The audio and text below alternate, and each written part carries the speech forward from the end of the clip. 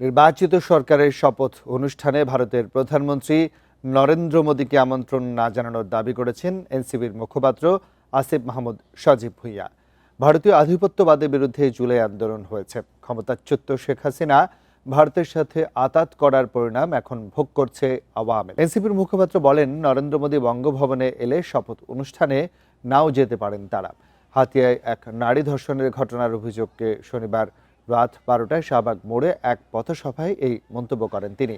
এর আগে রাজধানীর বাংলা মোটরে জাতীয় নাগরিক পার্টির কার্যালয় থেকে ধর্ষণ বিরোধী এক বিক্ষোভ মিছিল বের হয়। সেখান থেকে শাহবাগ মোড়ে এসে মিছিলটি শেষ হয়।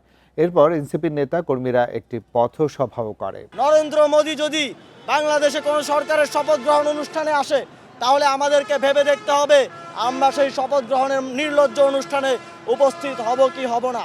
সুতরাং আপনারা এই দেশকে যারা জুলুমতন্ত্রের শিকার করেছে তাদেরকে সাথে নিয়ে তাদের আশীর্বাদ পুষ্ট হয়ে এই দেশকে শাসন করার স্বপ্ন দেখবেন না।